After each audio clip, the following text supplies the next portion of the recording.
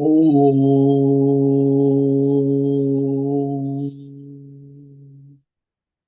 नमो भगवते वासुदेवाय। ओम नमो भगवते वासुदेवाय। ओम नमो भगवते वासुदेवाय। ओम नमो भगवते वासुदेवाय। ओम नमो भगवते वासुदेवाय। ओम नमो भगवते वासुदेवाय। ओम नमो भगवते वासुदेवाय। ओम नमो भगवते वासुदेवाय। ओम नमो भगवते वासुदेवाय। ओम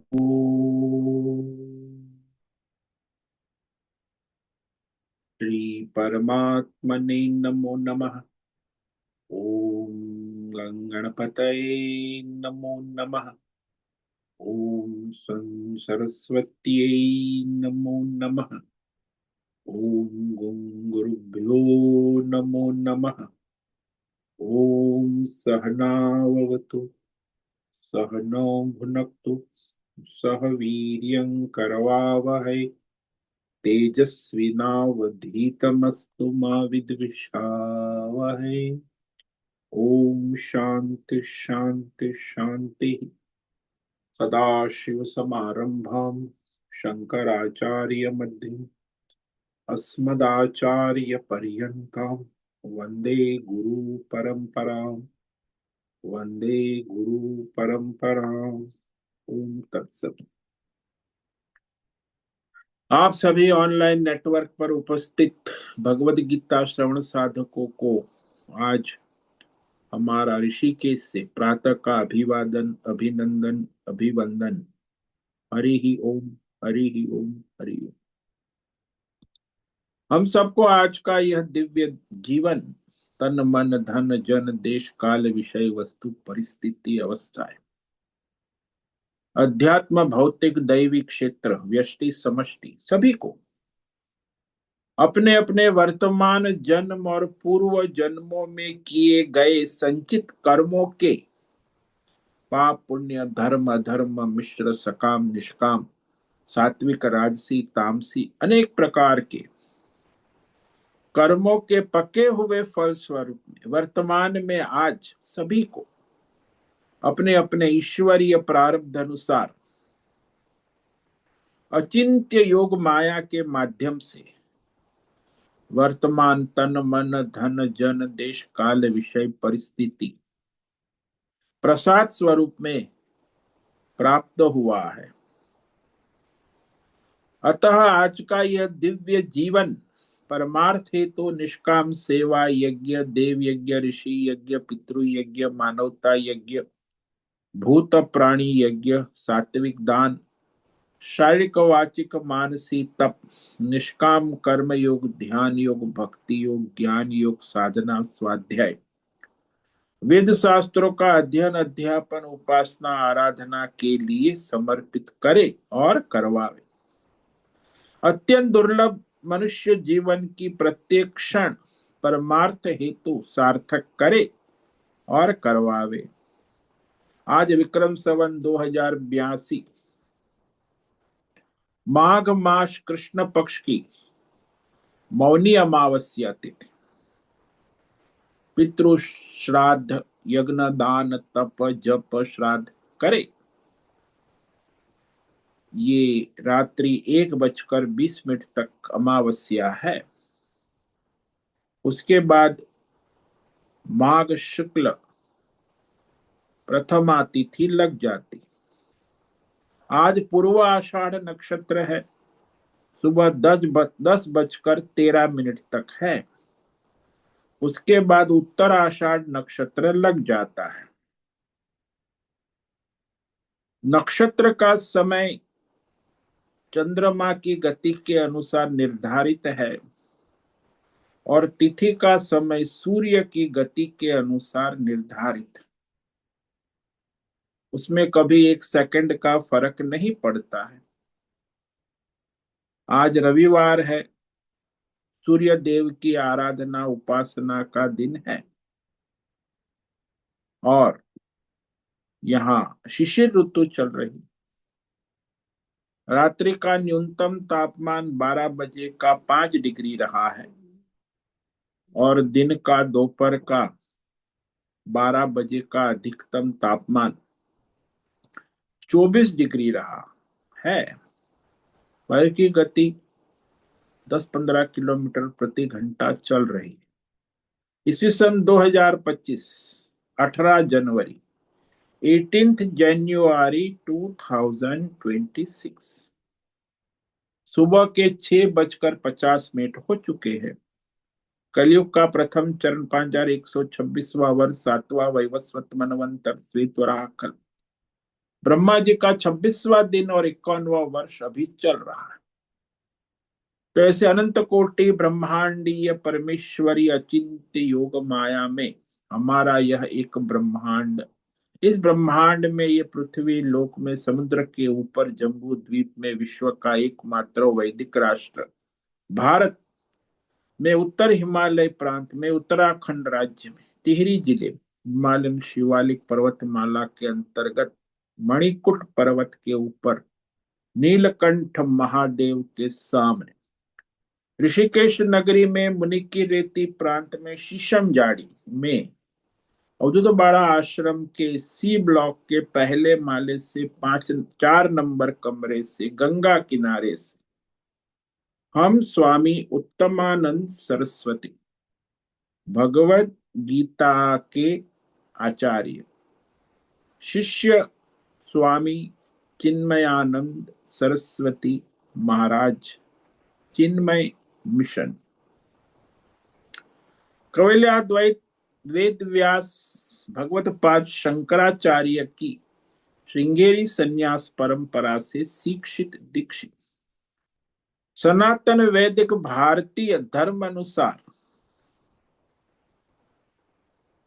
संपूर्ण भगवत गीता ज्ञान यज्ञ ऑनलाइन चैतन्यमय जीवन लाइव प्रसारण जूम एवं यूट्यूब के अंतर्गत व्याख्यान माला में अध्याय 15 पुरुषोत्तम योग के श्लोक नंबर 1 से 3 पर सार दर्शन करेंगे और साप्ताहिक प्रश्नोत्तरी संस्कृत एवं हिंदी में दिव्य पवित्र सरल व्यावहारिक सटीक पूर्ण वर्ण अक्षर पद वाक्य पंक्ति श्लोक अध्यायों की संगति संधि अन्वय शब्दार्थ वाक्यार्थ भावार्थ रहस्यार्थ तत्वार्थ के यथार्थ तात्पर्य सहित वैदिक शास्त्र वेदव्यास साहित्य शंकर भाष्य एवं परंपरागत 10 सन्यासी आचार्यों की टीका टिप्पणी सहित आज का यह भगवद गीता व्याख्यान करेंगे। कृपया आप सभी श्रद्धा भक्ति ध्यान से परिपूर्ण होकर के यह दिव्य श्रवण साधना करें। इसमें से कुछ ग्रहण करें, कुछ अपने जीवन में धारण करें, कुछ अपने जीवन में चरितार्थ करें और उसमें निरंतरता लाए।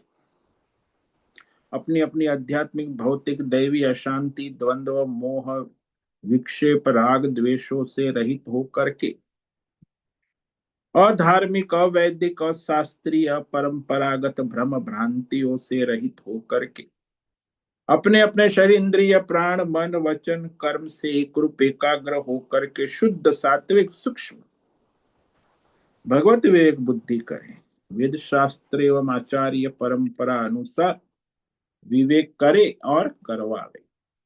पुनः पुनः इस व्याख्यान का श्रवण करे, मनन करे, चिंतन करे, लेखन करे, चर्चा विचारणा प्रचार प्रसार करे, लिंक भेजे, ग्रुप में शेयर, अपना और सबका परम कल्याण करे और करवावे। ओम तत्सत। ओम। ओम।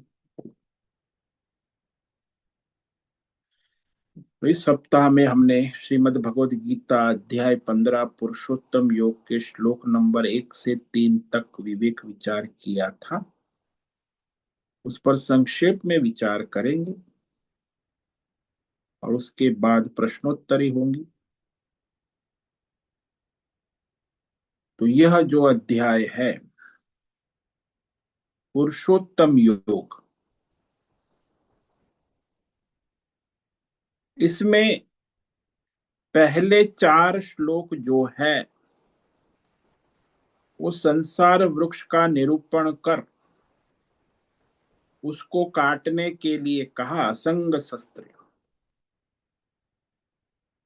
उसके बाद परमार्थ क्या करे, परमार्थ के लिए साधना कही। 7 से 11 जीवात्मा का स्वरूप क्या है ये बताया, और 12 से 15 ईश्वर सगुण साकार ईश्वर तत्व का विनिरूपण, और 16 से 20 तक निर्गुण निराकार परमेश्वर पुरुषोत्तम तत्व का निरूपण है। तो इस तरह यह समग्र सनातन धर्म का सार, समस्त वेदों का सार, संपूर्ण गीता का सार, मूल 4 तत्व का ही निरूपण है। संसार का तत्व क्या है, जीव का तत्व क्या है, ईश्वर तत्व क्या है और परमेश्वर तत्व क्या है, इतना जान लेने से संपूर्ण वेदों का वह ज्ञाता हो जाता है। यही कह रहे भगवान यहाँ। श्री भगवानुवाच ऊर्ध्वमूलमधः शाखा मश्वत्थं प्राहुरव्ययम् छन्दांसि यस्य पर्णानि यस्तं वेद स वेदवित्।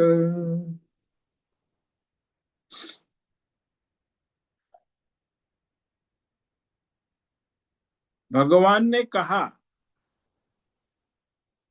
ऊर्ध्व मूलम अधः शाख, ये जो संसार है इसका मूल परमात्मा ही है, और फिर लोक लोकांतर काल और ब्रह्मा विष्णु महेश।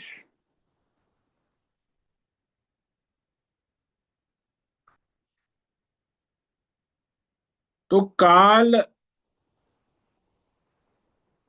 वो भी ईश्वरीय तत्व है, लोक लोकांतर है वो भी पर ईश्वरीय तत्व है, और ब्रह्मा विष्णु महेश वो भी ईश्वरीय तत्व। तो यहाँ भगवान परमात्मा से पहले जो है अव्यक्त काल, और फिर अव्यक्त काल से व्यक्त काल होता, और फिर लोक लोकांतर, और उसमें फिर ब्रह्मा विष्णु महेश। तो ब्रह्मा विष्णु महेश ये दैवी शक्तियां, उसके बाद आध्यात्मिक शक्ति जीवात्मा, और उसके बाद भौतिक संसार। तो इस तरह वह परमेश्वर पुरुषोत्तम परमात्मा के इसी को माया कहते हैं। लोक लोकांतर है, काल है और त्रिगुणी माया।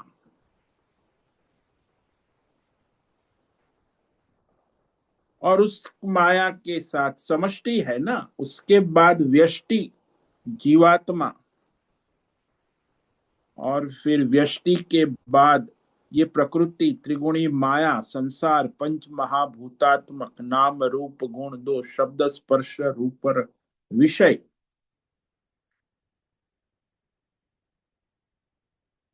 एक समष्टि है ईश्वर ब्रह्मा, और व्यष्टि है वो जीव है। समष्टि ईश्वर माया उपाधि, और व्यष्टि जीव है अविद्या उपाधि वाला, अज्ञान। और उस अज्ञान से ही वो अपने व्यक्तिगत अहंकार को लेकर फिर वही संसार में अपनी अपनी बुद्धि के अनुसार सात्विक राजसी तामसी अपनी मन और 10 इंद्रियों के द्वारा संसार के पंच महाभूतात्मक विषय में कामना कर कर्म करता रहता। तो इस प्रकार वह जीवात्मा अज्ञान से ही संसार में बंधा रहता है। हालांकि जीवात्मा का मूल स्वरूप तो परमात्मा ही है, लेकिन अज्ञान से वो अपने अहंकार के वश अपने मूल स्वरूप को भूल जाता, फिर ये संसार में लग जाता है। और ये संसार जो है वो कैसा है, वो भगवान कह रहे हैं अव्ययम प्राहु, निरंतर चलता ही रहता है। उत्पत्ति स्थिति लय, उत्पत्ति स्थिति लय। मुर्गी से अंडा, अंडे से मुर्गी, बीज से वृक्ष, वृक्ष से बीज, बाप से बेटा, बेटे से पोता, और ये अव्यय निरंतर चलता ही रहता है। तो व्यवहारता आप देखते हो, संसार आपके सामने चलता है। और कैसे चलता है? छंदांसी यस्य पर्णानि, इसमें जो वेद मंत्र है, कर्म कांड विभाग, धर्म अधर्म मिश्र, सकाम कर्म कांड, पाप पुण्य, इसी के द्वारा ये पत्ते जो है ना, उसके द्वारा वह संसार चलता रहता। पुण्य करो, धर्म करो, यज्ञ करो, पाप करो तो नरक में जाओ, पुण्य करो तो स्वर्ग में जाओ। तो इस तरह मनुष्य सारे अपने जीवात्मा अपने अपने कर्मों के अनुसार आते जाते रहते। जिसके जैसे कर्म है, धर्म अधर्म मिश्र सकाम कर्म कांड, तो यही इसके पत्ते हैं, कर्म और फल। क्योंकि कर्म भी यही होता है, और फिर वो जीवात्मा फल भी यही भोग। तो संसार उसी अनुसार कर्म और फल के अनुसार चलता रहता। सबको, सबका अपना जीवात्मा, व्यष्टि और समष्टि।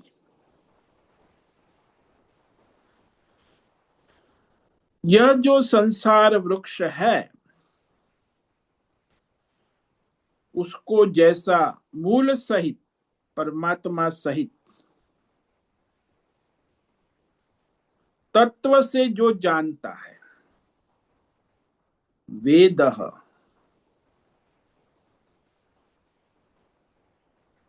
तो मूल सहित जो इस संसार वृक्ष को जैसा है वैसा ज्यों का त्यों, कि मूल सत्य है और ये संसार असत्य है, मिथ्या है, परिवर्तनशील है, इस प्रकार जो जानता है कि ये संसार वृक्ष संसार से नहीं है, ये संसार वृक्ष जो है परमात्मा चैतन्य परमात्मा से ही चल रहा है। आज किसी को पूछो कि संसार कैसे चल रहा है आप, तो 90% लोग कहेंगे पैसे से संसार चलता। अब वो तो असुर है, उसको तो पैसे से, कॉरपोरेट वर्ल्ड वाले फिर जो थोड़ा धर्मात्मा है तो कहेगा धर्म से संसार चलता।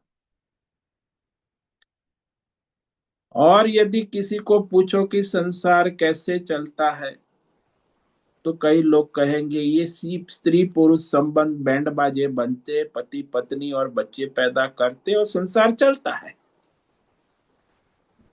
तो वो ऐसा उनकी बुद्धि है, तामसी बुद्धि है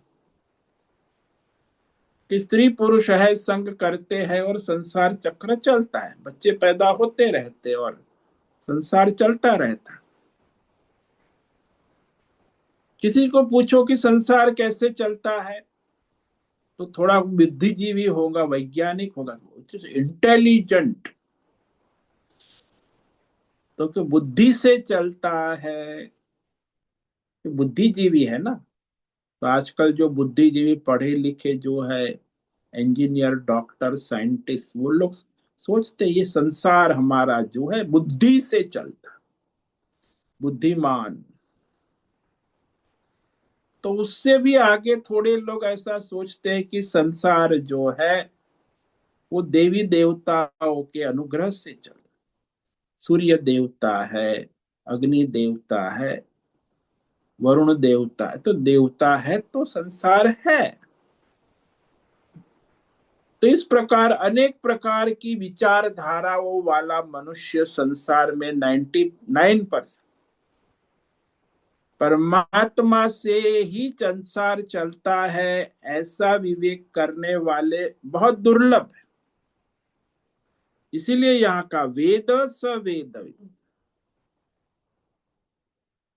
जो संसार वृक्ष में चैतन्य परमात्मा से ही चल रहा है, ऐसी जिसकी बुद्धि हो दृढ़, वो वेद के रहस्य को यथार्थ जानने वाला है। लेकिन ऐसी बुद्धि होना दुर्लभ है। मैंने कहा ना, इतनी दलदल में फंसी हुई बुद्धि वो परमात्मा तक पहुंचती नहीं है। जीव में, जगत में, देवी देवताओं में उलझा हुआ मनुष्य परमात्मा तक पहुंचता ही नहीं है, इसी में भटकता रहता। इसीलिए संसार वृक्ष का जो विस्तार है होता ही रहता है। ये कह रहे हैं अधश्चोर्ध्वं प्रसृतास्तस्य शाखाः गुण प्रवृद्धा विषय प्रवालाः अधश्च मूलान्यनुसन्ततानि कर्मानुबंधीनि मनुष्य लोके। ये जो संसार वृक्ष है उसको जल चाहिए ना फैलने के लिए, जल के बिना कैसे। इस संसार वृक्ष का जल है सत्व गुण, रजोगुण, तमोगुण, गुण प्रवृद्धा। तीनों गुणों द्वारा, यानी तीनों गुणों रूपी जल के द्वारा, ये जल है त्रिगुणात्मक जल, मायामय। और फिर इस वृक्ष की शाखा बढ़ती ही जाती। तो सत्व रजस तमस ये वृत्ति है, अंतकरण, और वृत्ति ही प्रवृत्ति रूप में प्रकट हो जाती। यह वृक्ष की शाखा बढ़ती ही जाए, यानी वृत्तियां और प्रवृत्तियां, इस तीन गुण की वृत्ति और प्रवृत्ति निरंतर व्यष्टि और समष्टि संसार में चलती रहती। और फिर उसके संस्कार, संचित वासना, मूल बढ़ते जाते। इस प्रकार यह निरंतर तीन गुणों के द्वारा संसार की शाखाएं फैलती रहती है। शाखा भी बढ़ती है और मूल भी बढ़ता है। मूल यानी संचित संस्कार बढ़ता जाता, और इसमें नए नए विषय आते ही रहते। विषय प्रवाला। एक तो ईश्वरीय है, प्राकृतिक सृष्टि जो है वह नए नए विषय, ऋतु के अनुसार फल है, फूल है, धन है, धान्य है, प्रकृति देती रहती, उसमें कोई परिवर्तन नहीं हो। आम है, आम, गेहूं है, चावल है, मूंग है, आलू की सब्जी है, आलू है। तो जिस प्रकार उसका जो है वैसे के वैसे ईश्वर उसे देता है। और फिर मनुष्य जो है वह मानवीय सृष्टि जो है वो आलू को फैक्ट्री में ले आके फिर उसकी चिप्स बना के डब्बे में डाल के पैकेट में डाल के बेचता है। तो वो मानवीय अप्राकृतिक सृष्टि है। मानवीय सृष्टि प्राकृतिक नहीं है। इसलिए मनुष्य का जो विकासवाद है ये विकासवाद अप्राकृतिक है और वो उसके लिए हानिकारक है, नाश का कारण है। क्योंकि मानवीय सृष्टि अप्राकृतिक आजकल जो कॉरपोरेट दुनिया में सब बढ़ रहा है।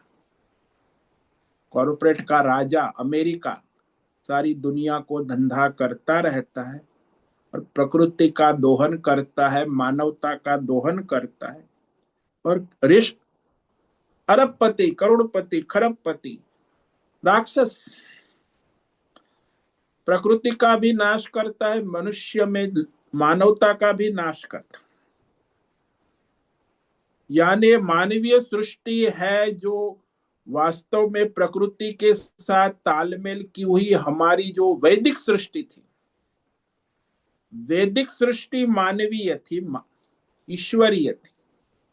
लेकिन आजकल की जो आधुनिक सृष्टि है मानवीय नहीं है, अमानवीय, फैलती रहती। और देखो आज संसार में सब कहते हैं बड़ा विकास हो रहा है, अब कहाँ विकास हो रहा है। इतनी दवाई, इतनी मार्केट में नई नई हॉस्पिटल है, होटल, नई नई आइटम, भोग और बस नाश, भोग, रोग और नाश, सर्वनाश। और उसी को लोग विकास कहते हैं। अधिक से अधिक भोग करो, अधिक से अधिक रोग दवाई खाओ और जल्दी से जल्दी मरो। यही मानवीय विकास है ना। प्रकृति के साथ कोई तालमेल नहीं। ईश्वरीय प्रकृति का सर्जन है और मानवीय उसी ईश्वरीय प्रकृति सर्जन को मिलावट करके फिर उसे अप्राकृतिक बना के धंधा करता है। वो समझता है कि धंधा करके मैं आगे बढ़ूंगा। कोई नहीं, बनिया भी धंधा करके पैसा कमा के जाता है, भोग करके। तो वहां न धर्म है, न यज्ञ है, न दान है, न तप है, न परमार्थ है, केवल भोग ही भोग है। और भोग का परिणाम आप देखते हो कि संसार में मनुष्य जो है शारीरिक रूप से अस्वस्थ है और मानसिक रूप से बीमार है। इसलिए उसकी दवाई बहुत चलती है। सबसे ज्यादा धंधा है दवाई का, शारीरिक दवाई और मानसिक मेडिसिन। बस उसी के सहारे वो जीते हैं, मरते हैं। प्रकृति का सहारा नहीं, दवाई के सहारे जीना है, दवाई के सहारे। इसी को विकास कहते हैं आजकल मॉडर्न। तो इस तरह यह जो है दो सृष्टि है, एक मानवीय सृष्टि है जो वैदिक सृष्टि थी, वो प्रकृति के साथ तालमेल करने वाली थी, प्राकृतिक। और ये आजकल की जो है वैज्ञानिक मॉडर्न अमेरिकन कल्चर, ये जो सृष्टि है वो विनाशकारी है। लेकिन लोगों को अच्छा लगता है मानवीय सृष्टि, अप्राकृतिक चलता है संसार। पता ही नहीं कि क्या वास्तविक है, क्या अवास्तविक है, किसमें हित है, कल्याण है, कौन सा अहित है। और इस सृष्टि में कर्मों के अनुसार शाखाएं फैली हुई है। ऊपर जाती है देव लोक, नीचे जाती है पशु लोक, और बीच में रहती है मनुष्य लोक। शाखा अध ऊर्ध्वम प्रसुता, फैली हुई कर्मों के अनुसार। देव योनि, मनुष्य योनि और पशु पक्षी 84 लाख योनियां नीचे फैली हुई है। केवल मनुष्य लोके कर्मानुबंधिनी, सारी सृष्टि में मनुष्य जीवन में वो मनुष्य को अपने अपने धर्म अधर्म मिश्र कर्म के अनुसार बांधने वाली, और मनुष्य को ही कर्म में स्वतंत्रता है। इतनी चॉइस पशु को देवताओं को नहीं है। मनुष्य जो है वो धर्म कर सकता है, अधर्म कर सकता है, मिश्र खिचड़ी पका सकता है। मनुष्य है वो सकाम कर्म कर सकता है, सकाम निष्काम की खिचड़ी भी पका सकता है। सब सारी स्वतंत्रता कर्मों की ईश्वर ने दी है। इसलिए मनुष्य लोक में कर्म अनुसार मनुष्य को बांधती है, और कर्म अनुसार मनुष्य को मुक्त भी करती। सकाम कर्म अनुसार वो संसार में बांधने वाली सकाम, और निष्काम समर्पित कर्म करने वाला मनुष्य लोक से वो मुक्त करने वाली। वो सब चॉइस मनुष्य को है, बंधन में पड़ना है कि मुक्ति में जाना है। कर्मानुबंधी नहीं कहा, यहां इसी अनुसार निष्काम कर्मानु मुक्ति नहीं। तो निष्काम कर्म करेगा तो मुक्ति का मार्ग भी खुलता है, सकाम करेगा तो कर्म और फल के बंधन में चलता रहता संसार। तो हमारे वैदिक शास्त्र में सकाम कर्म भी बहुत है, 80%। वेद भी प्रोफेशनल है, ये करोगे ये मिलेगा, वो भी मार्केटिंग करता है, फायदा होगा, ये यज्ञ करो, ये यज्ञ करो, वो यज्ञ। ऐसे आजकल कॉर्पोरेट वाले प्रोफेशनल है, वैसे फायदा होना चाहिए, फल मिलना चाहिए, लाभ होना चाहिए। तो इसका कर्म उसी को, जो सकाम कर्म है उसमें फल तो दिखेगा, तभी तो मनुष्य करता है ना। और फिर बार बार करता है, और बार बार फल मिलता है, फिर भोगता है, फिर कर्म करता, वही कर्म। तो नौकरी करता है तो नौकरी रोज बार बार वही। पुलिस में नौकरी कर रहा है तो वही पुलिस की ड्यूटी, वही 20 25 50 साल वही, और फिर तनख्वाह भी आती है वही, और तनख्वाह का फिर वही दाल रोटी सब्जी चावल भोग, बस करता रहता है। संचित कर्म जो है उसी अनुसार वह वर्तमान में प्रारब्ध कर्म आता है। प्रारब्ध कर्म आते हैं उस अनुसार उसे उसे करने की स्वतंत्रता है, पुरुषार्थ। और वहां वो जो पुरुषार्थ है वो यदि शास्त्र धर्म के अनुसार निष्काम करता है तो मुक्ति की ओर जाता है, और सकाम करता है तो बंधन में आता है, कर्म और फल। तो इस तरह यह एक तरफ बंधन है, दूसरी तरफ मुक्ति है। अहंता ममता और कामना वासना से फल के आग्रह के साथ वह बंधन में पड़, तो फिर वह नीचे ऊपर सारे लोकों में घूमता रहता है। बहुत पुण्य किया है तो देवलोक में जाता है, पाप किया है तो पशु योनि या नरक योग में जाता है, पाप पुण्य मिश्र है तो मनुष्य लोक में आता है। बस इस प्रकार मनुष्य जीवात्मा का संसार चक्र चलता रहता। अब कहते ये जो संसार कहा वह वास्तव में नहीं है,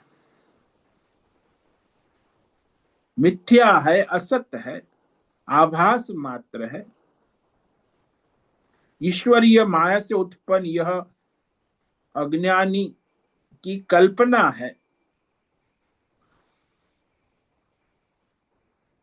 न रूपमस्येह तथोपलभ्यते, नान्तो न चादिर्न च संप्रतिष्ठा।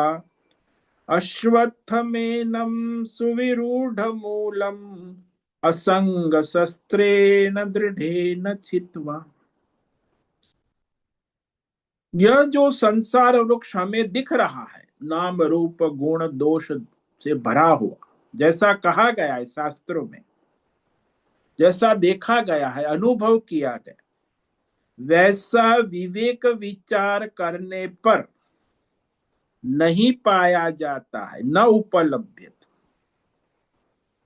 तत्व विवेक करने से यह संसार उपलब्ध नहीं है। जैसे वहां आपको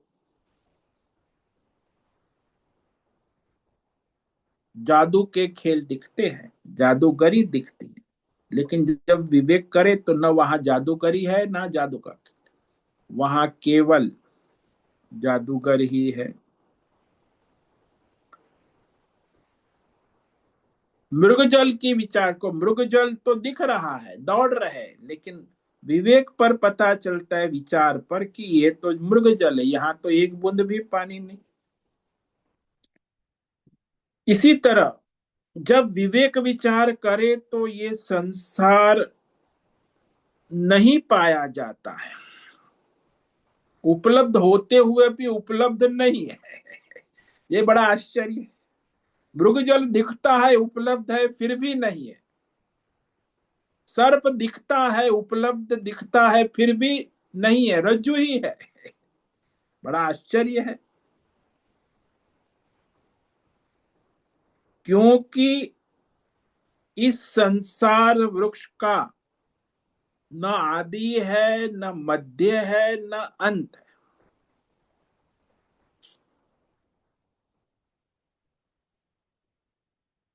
बस होता रहता है। जैसे खेती बाड़ी है,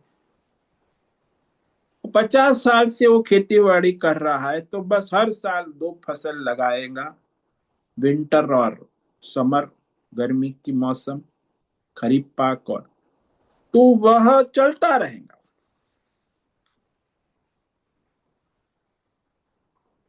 उत्पन्न होगा, फिर आएगा, फिर लगाएगा, फिर होगा, बस।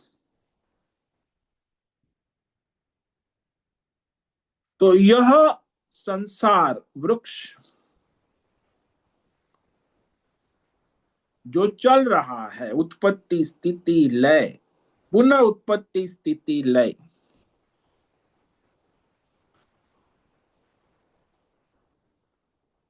ऐसा दृढ़ सुविरूढ़ मूलम, बार बार मुर्गी से अंडा, अंडे से मुर्गी, मुर्गी से अंडा, बीज से वृक्ष, वृक्ष से बीज, सुविरूढ़ मूलम, यह संसार वृक्ष को काटने का एक ही रास्ता है, दृढ़ेन असंग शस्त्रेण छित्त्वा। दृढ़ता पूर्वक, एक झटके में, निश्चयात्मक, विवेक और वैराग्य रूपी शस्त्र द्वारा काट कर परमार्थ की खोज करे।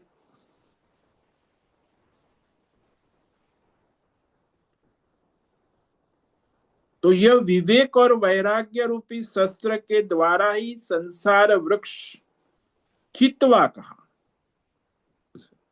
तो जो मुमुक्षु है वो विवेक और वैराग्य के द्वारा संसार वृक्ष को काट कर परमार्थ की खोज में लग जाते हैं। तो इस पर हम जो है कल विचार करेंगे कि असंग शस्त्रे को काट कर फिर परमार्थ की खोज करनी है। उसके बिना परमार्थ का रास्ता खुलता नहीं। इसीलिए जो मुमुक्षु है, विवेक वैराग्य संपन्न है, वही परमार्थ के मार्ग पे आगे बढ़ता है। बाकी सब इसी संसार वृक्ष में घूमते रहते हैं। तो आज रविवार है, इसीलिए ये तो संक्षिप्त में सार कर दिया 3 श्लोक का। कल आगे इस पर विचार करेंगे। अभी किसी को भी प्रश्न है वो अभी प्रश्न करे।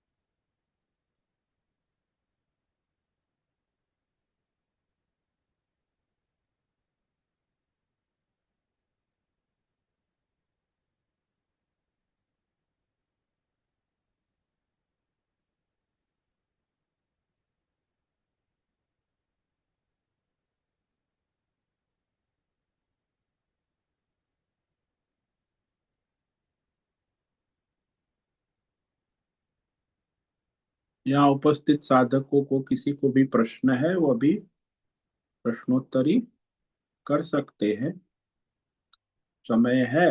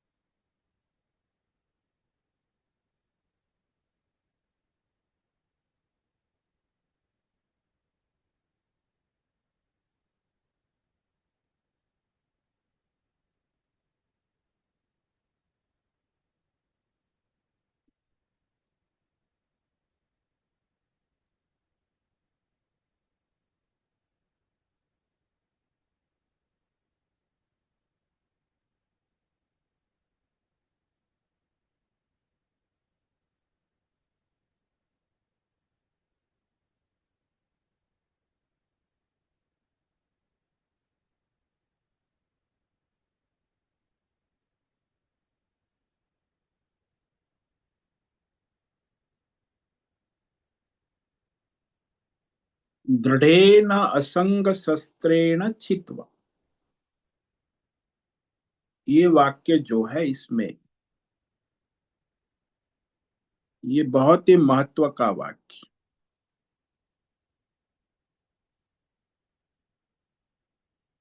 कि यह जो संसार वृक्ष है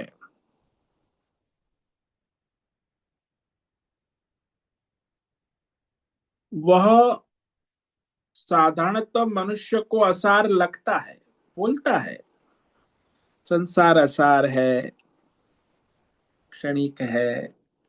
वैसे जब स्मशान घाट में जाते अपने स्वजनों की अंत्येष्टि करते हैं तो लगता है कि संसार असार है, बस मिट्टी का है, मिट्टी का आना, मिट्टी का जाना, मिट्टी में चले गए। मैं भी मिट्टी में चला जाऊंगा। कल ही एक चौकीदार कहता था, महाराज क्या हुआ भाई? बोले इस 5 साल में मेरे घर में से 4 मिट्टी चली गई। कौन चला गया? बोले पिताजी गए, माताजी गया, पत्नी गई, एक बेटा था वो भी चला गया। तो अब खाली हो गया घर। अब वैराग्य होता है, लेकिन ये क्षणिक वैराग्य है ना, विवेक तो है नहीं, साधारण क्षणिक वैराग्य।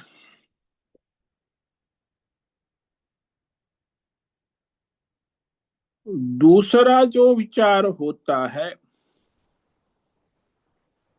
वह कि भाई संसार जो है उसमें अनेक प्रकार की समस्या है, कष्ट है, दुख है, तो भी वैराग्य होता। स्मशान वैराग्य अलग चीज है, यहाँ जो वैराग्य आता है, स्वास्थ्य गड़बड़ा गया है, मन अशांत है, बेचैनी है, तो वैराग्य। फिर कनाडा में बहुत कमाया है, इंजीनियर है, लाखों रुपया करोड़ों रुपया एक। अब वो आता है ऋषिकेश कहता है अरे महाराज, अब सब गवा चुका है, 55 साल 60 साल, अब वो चाहता है कि भोग किया है, पैसा बहुत है, मैं मार्केटिंग करूंगा, स्पिरिचुअल और स्वास्थ्य को, शांति को पैसे से प्राप्त कर लूंगा पैसे से भोग मिलते हैं,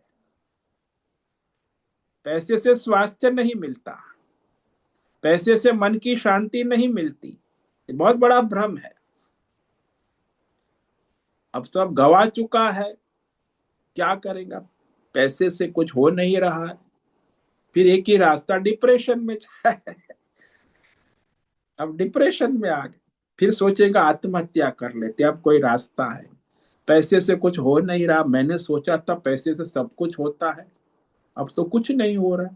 50 60 साल पैसा तो बहुत है मेरे पास, लेकिन कुछ हो नहीं रहा है, जीवन स्वास्थ्य बिगड़ रहा है, शारीरिक मानसिक समाज स्थिति बिगड़ रही है, क्योंकि जीवन में धर्म नहीं किया है, यज्ञ नहीं किया, दान नहीं किया, तप नहीं किया, केवल पैसा कमाया है, भोग किया है और इकट्ठा किया। अब उसको वैराग्य हो गया है। ये भी वैराग्य व्यर्थ है, बेकार है।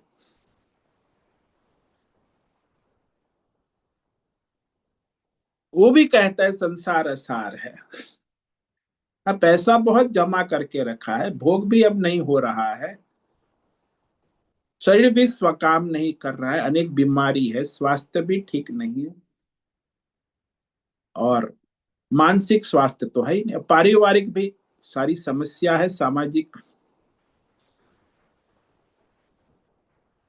अब वो चाहता है कि मैं अब परमार्थ करूं, भगवान का भजन करूं, फिर स्पिरिचुअल। अब spirituality this is modern spirituality आजकल जो है। जीवन में कभी न धर्म है, यज्ञ है, दान है, तप है, कुछ किया ही नहीं, और अभी वो स्पिरिचुअलिटी, योग, कर्म योग, ध्यान योग, भक्ति योग, सप्ताह जाता है बड़े बड़े शिविरों में, सब आज धंधा लगा है बड़ी मार्केट है इंटरनेशनल। कर्म योग की शिविर लगती है, ध्यान योग की लगती है, ज्ञान योग, भक्ति, फिर 8 10 दिन अच्छा लगता है, फील गुड, फिर वही का वही। तो इस प्रकार ये वैराग्य भी होता है संसार से, लेकिन ये भी असार, वास्तव में जो वैराग्य है, मुमुक्षा है, वह विवेक पूर्वक हुआ वैराग्य, शास्त्र विवेक, धर्म, यज्ञ, दान, तप करके जो विवेक होता है, वही वास्तव में विवेक, वैराग्य। तो टिकता है, विवेक पूर्वक जो वैराग्य होता है वही टिकता। ये सब जो आजकल क्षणिक स्मशान वैराग्य और ये क्षणिक, ये शारीरिक स्वास्थ्य गवा चुका है, मानसिक स्थिति, पारिवारिक समस्या है और वैराग्य आता है, बिजनेस लॉस्ट हो गया वैराग्य, ये सब वैराग्य तो कुछ काम के है ही नहीं। विवेक पूर्वक हुआ है।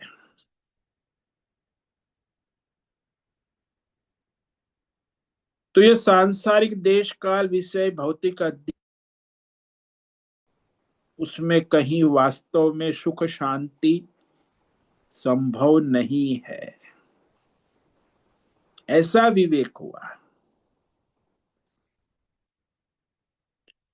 समस्त संसार के विषय भोगों की सत्ता, सुख, प्रीति, रमणीयता का अभाव हो, कि भाई संसार जो है केवल आभास मात्र है, यहाँ सुख नाम की, शांति नाम की कोई चीज नहीं है, केवल दिखावा है तो क्षणिक है, टिकने वाला नहीं है। स्वप्नवत सारा संसार का सुख भी स्वप्नवत है, रमणीयता लगती है लेकिन क्षणिक है। इसीलिए विवेक पूर्वक जो वैराग्य होता है वो परमार्थ का साधन। विवेक क्या है? बोले विवेक में ये 20 साधन बताए, वही विवेक है। ये धर्म अधर्म पाप पुण्य विवेक नहीं, 20 साधन, अमानित्व, अदम्भित्व, अहिंसा, क्षमा, आचार्य जो हमें 13वें अध्याय में पढ़ा, ये 20 साधन को जीवन में लाना, अभ्यास में लाना, यही विवेक। अमानित्वम, अदम्भित्वम, अहिंसा, क्षांति, आर्जवम, आचार्योपासनम, शौचम, स्थैर्यम, आत्म इंद्रियार्थेषु वैराग्यम, अनहंकार एव च, जन्म मृत्यु जरा व्याधि दुख, अशक्ति, अरति, जन पुत्रदार गृहादिषु नित्यम च समचित्तत्वम, इष्टानिष्ट मयि चानन्य योगे न भक्ति अव्यभिचार। तो ये सारे जो भगवान ने साधन बताए हैं, तो कई बार भगवान ने रिपीट किए हैं। अभयम, सत्व, संशुद्धि, ज्ञान, योग, व्यवस्थिति, दानम, दमश्च, यज्ञ। तो ये सारे जीवन में जब अभ्यास में आते हैं, प्रैक्टिस, तब विवेक होता है और तब वैराग्य होता है। केवल सुनने से, सोचने से, बोलने से नहीं, प्रैक्टिस करने से, व्यवहार में राग द्वेष रहित व्यवहार करना, ईश्वर को समर्पित भाव से व्यवहार करे, वो विवेक होता है। और इस तरह वह जो है मनुष्य विवेक पूर्वक असंग होता है। एक तो भय से असंग होता है, राग द्वेष से असंग, ये सब असंगता सांसारिक है। वास्तविक तो विवेक पूर्वक जो असंगता होती है, शास्त्र के अनुसार, परंपरा के अनुसार, धर्म के अनुसार,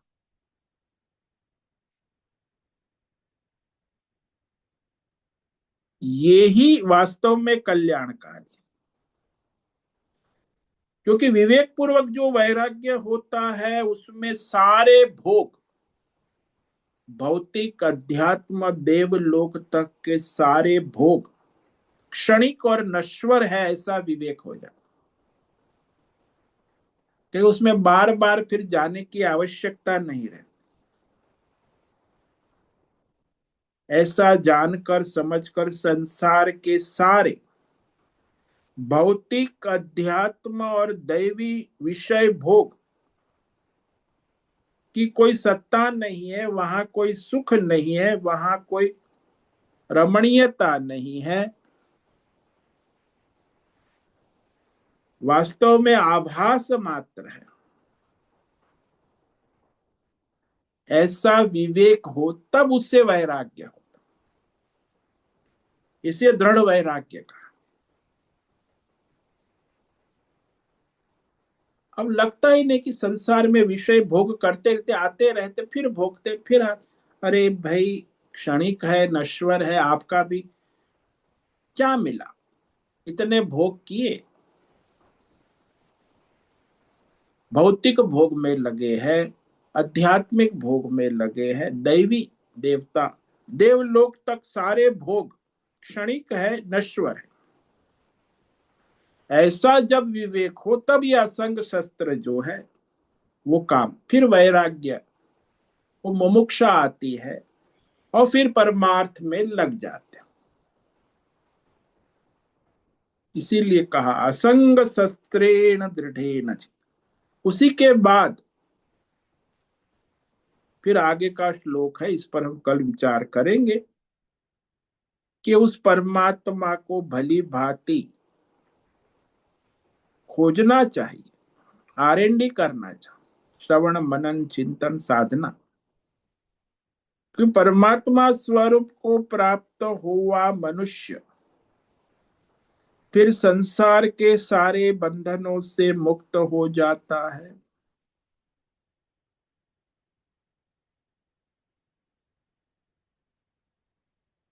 तो उसकी खोज उसी की शरण होकर करनी चाहिए।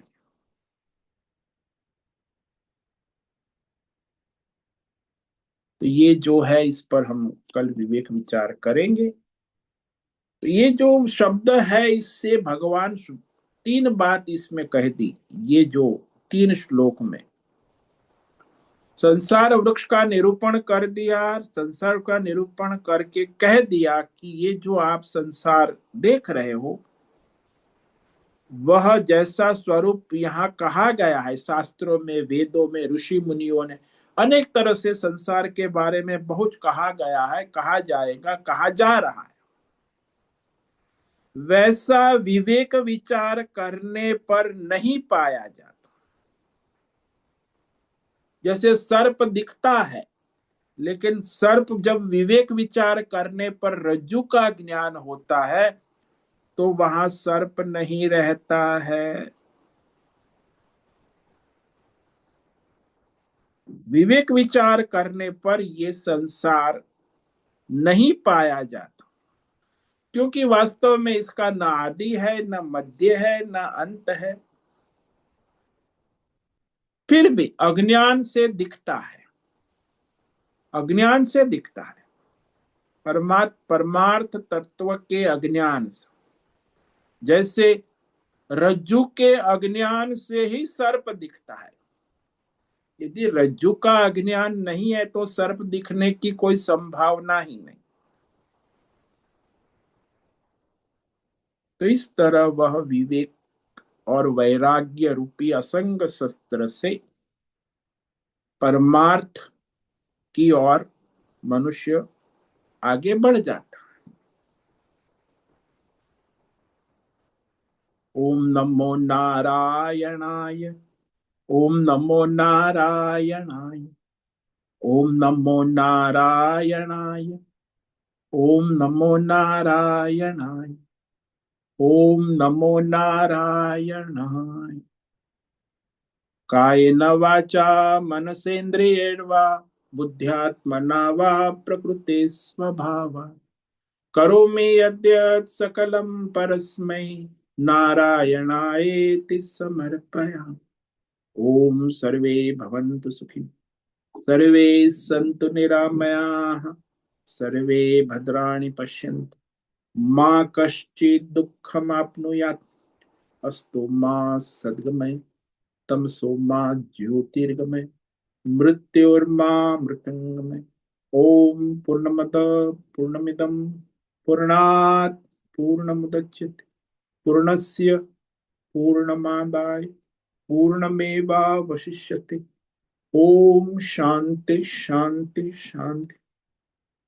शंकरं शंकराचार्यं केशवं बादरायणं सूत्र भाष्य कृतौ वंदे भगवन्तौ पुनः पुनः। ईश्वरो गुरुरात्मेति मूर्ति भेद विभाग व्योमवद् देहाय दक्षिणामूर्तये नमो नमः। ओम गंग गुरुभ्यो नमो नमः। ओम तत्सत ब्रह्मार्पणमस्तु। ओम ओम ओम। आज पितृ अमावस्या है, मौनी अमावस्या है, तो बहुत ही पावन पर्व है। तो आप उसमें यज्ञ करे, दान करे, तप करे, परमार्थ करे, श्राद्ध करे पितृओं का, और सबका कल्याण का। सभी साधकों को आज का ओम नमो नारायणाय। ओम नमो नारायणाय स्वामी जी। ओम नारायण नमो नारायण। नारायणाय ओम नमो नारायण स्वामी जी। नारायणाय ओम नमो नारायणाय स्वामी जी। नारायण नारायणाय स्वामी नारायणाय साधकों को ओम नमो नारायणाय। ओम नमो नारायणाय।